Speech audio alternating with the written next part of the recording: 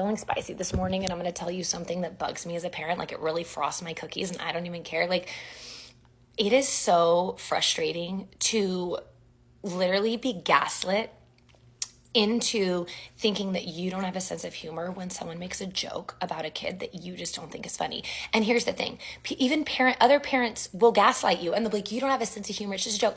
No, don't get me wrong. My mom friends and I, when we go out for mom's night, when we're at Chili's and we're dipping and we're sipping, like we're cracking things. We're talking, but it's not in this way that literally demeans their existence. And it must be so tiring to be a kid, because everyone just gets to stand in judgment of you. And this is why I'm saying, this morning I open up my app and there's this Instagram reel of this young girl, I don't know, maybe 10 or 11, and she takes this iPad and she chucks it on the ground because she's pissed about something. And of course it's a stitch, and someone's like, I don't think the kids appreciate today. I would have been whooped. And I'm like, I actually don't know any children doing that. Like, I know they're out there. I know that situation happens, but I actually can think of literally 40 kids off the top of my head that I have never seen literally break something like that. And at the end of the day, my tiny humans have of course gotten upset, but like, I get upset. Why are parents why are people, frankly, because people stand in judgment of kids, allowed to have bad days, allowed to call their girlfriends? I call Cindy and I tell her about the same stuff that bugs me multiple times a week, and she does the same to me, and we don't guilt each other for that. Like, we're best friends, we're calling, we're supporting one another.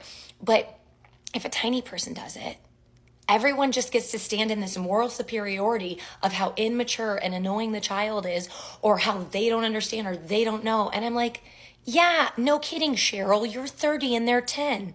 Of course they don't know.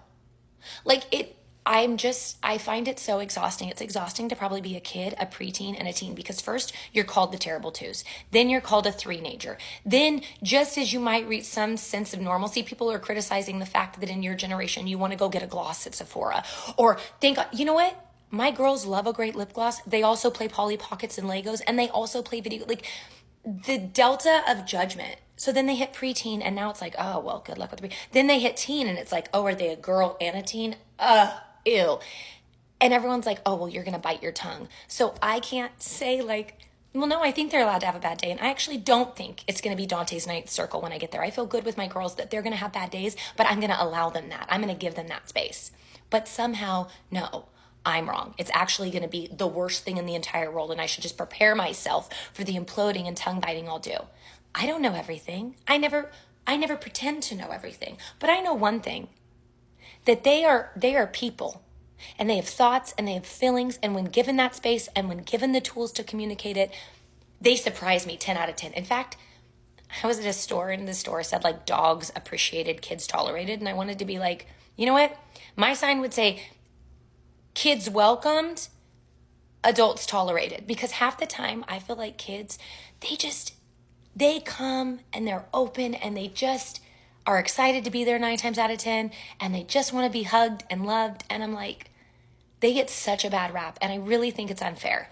And I've been biting my tongue for like the last year or two, but I think it's such BS that we stand, and I say we because I do it some days too, right? Like, I get triggered off stuff because of my emotional immaturity, but we stand in judgment of kids as if they should be reaching some moral plane that we as adults are not even capable of. That is my TED Talk. That is my TED Talk. And I just want you to know that there was this sweet mom at Napoli's this weekend in Carmel, and her daughter was an icon. She had glasses and outfit. Literally, I wanted to be her. I was like, you're so cool. And I saw her and I was like, oh, that was like my favorite age. And I said, but you know, it really does get better. And she looked like she was going to cry when I told her that. She said, thank you for saying that. I get so scared.